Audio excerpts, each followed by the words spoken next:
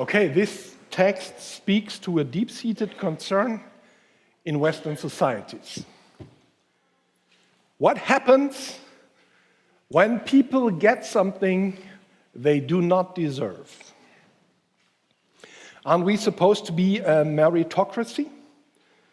Aren't we to go from rags to riches through hard work, determination, perseverance, ingenuity, and through an entrepreneurial spirit that makes this country exceptional among the nations?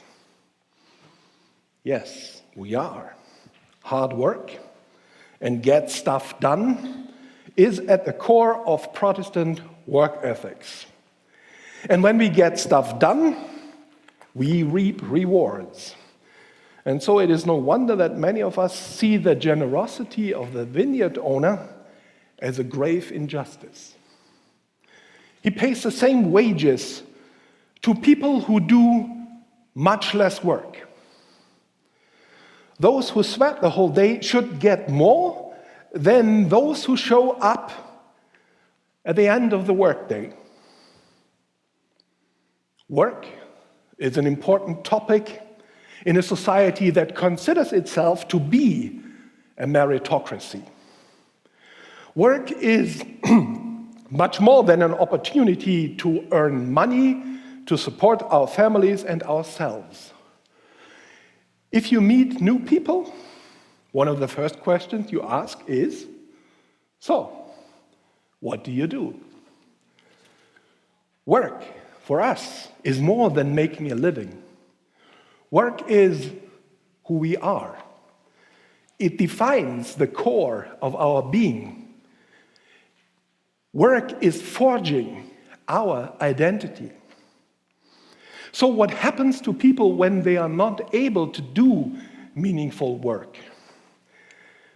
They do not just suffer the material consequences, their whole being is in question. Unemployment crushes the soul. And there's a straight line from unemployment to a whole plethora of diseases that emerge from hopelessness: depression, substance abuse, alcoholism, violence, just to name a few. And unemployment does not just affect individuals, it devastates whole communities. Look at Detroit. Detroit is in ruins. Most of it looks like a bombed-out war zone in the Third World. And many of the industrial centers of the Rust Belt are centers of desperation and of decline. Our jobless statistics looks really decent, but only because the statistic does not count the millions that have given up on ever again finding meaningful work. So the question is, what is a real scandal in our story? That those people get the same wages when they are finally hired, or that those people still stand around at 5 o'clock without work? And here we're talking about day laborers. Day after day, they stand in the marketplace and they hope to get hired. And if no one hires them, they starve, and their families starve with them. If their identities are as tied to their work as ours are, so what do they consider themselves to be? Worthless, expendable nobodies? Muscle and bone? Human mules? God gave the land of Israel to the people of Israel as a gift. And this gift is a divine, holy act. And this land was not given to the Israelites so that they sit around on it and wait until manna falls from heaven. It was given to them so that they work the land and turn their country into a land of milk and honey. And neither milk nor honey materializes out of thin air. Both are the result of hard work. God intended the people to live with the ability to earn the necessities of life. So how come day laborers have no land that they could work?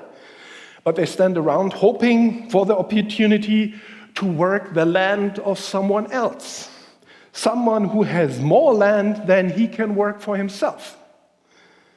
And this is where the concept humanity is a fallen race kicks in. Human societies never work as God would like them to work. Humans are incapable of perfectly fulfilling divine law, which would prevent injustice, exploitation, and abuse of neighbors. But as you all know, life happens. Sometimes humans are unlucky, sometimes they're lazy, sometimes they're greedy, sometimes they covet their neighbors' possessions, and then families lose their land.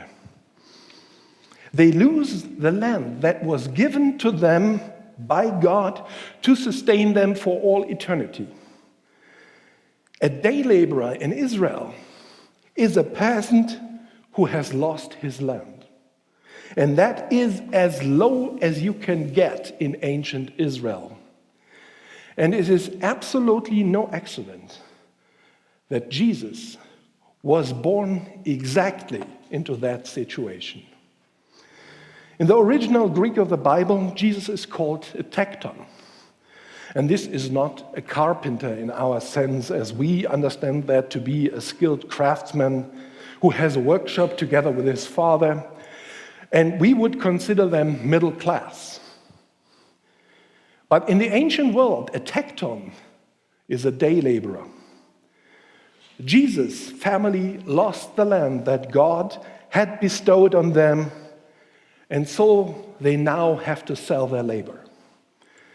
Jesus is one of those who stands in the marketplace and hopes that someone will hire him. And just a few miles from the village of Nazareth, there is a city of Sephoris. It's a booming Greco-Roman city, and on its construction sites, Jesus would have toiled with his father. In the morning, they would have stood at the marketplace, just like the Spanish-speaking gentlemen who hang around the Home Depot parking lot. And when they were hired, they would eat. And when they still stood around, unemployed at 5 o'clock, because no one hired them, they would go home and starve. Jesus shares the fate of those who exist on the fringe of society. He is one of those expendable, unimportant, and inconsequential human beings whose fate concerns no one. No one except for God. And to make that absolutely crystal clear, Jesus is one of them. In Leviticus 25:10, God's law calls for the Jubilee year. This is a year when all the injustices of human society are corrected. It reads, "And you shall hallow the 50th year, and you shall proclaim liberty throughout the land to all its inhabitants. It shall be a jubilee for you. You shall return, every one of you, to your property, and every one of you to your family." Proclaim liberty means that slaves and indentured people are to be set free. Return to your property means that the land that the families have lost needs to be restored to them. People return to the way of life that God intended for them, that they would not once again would work the land and not suffer through an existence of day laborer or slaves. The land is a divine gift that humans are not allowed to interfere with. But again, life happens. Humans are flawed, and so they interfere with God's gift anyway. But the wisdom of God's law calls once in a while to correct what human selfishness, inaptitude, bad luck, stupidity, laziness, or unrestrained greed have messed up. In our Protestant work ethics, we believe that all people have the obligation to work and to contribute.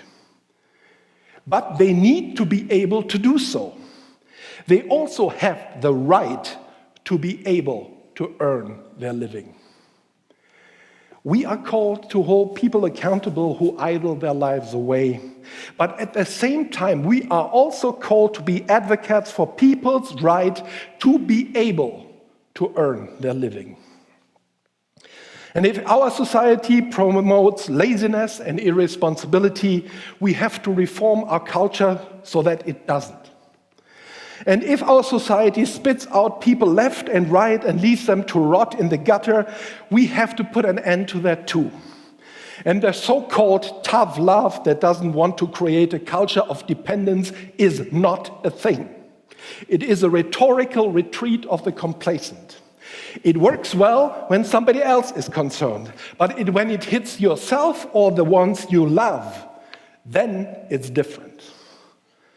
When people find themselves on the receiving end of our world order, Jubilee suddenly sounds like a reasonable idea. And the reason for that is because it is a good idea. And it is a good idea because it is God's idea.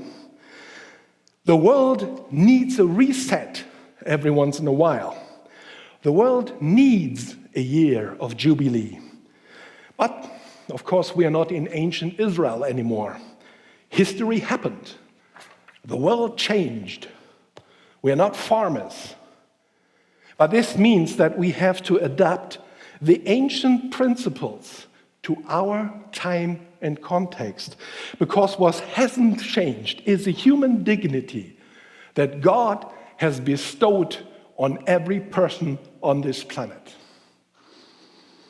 There are no ready-made solutions as far as I know, but God endowed us with brain and compassion so that we can come up with creative ideas how a Jubilee could work if we want.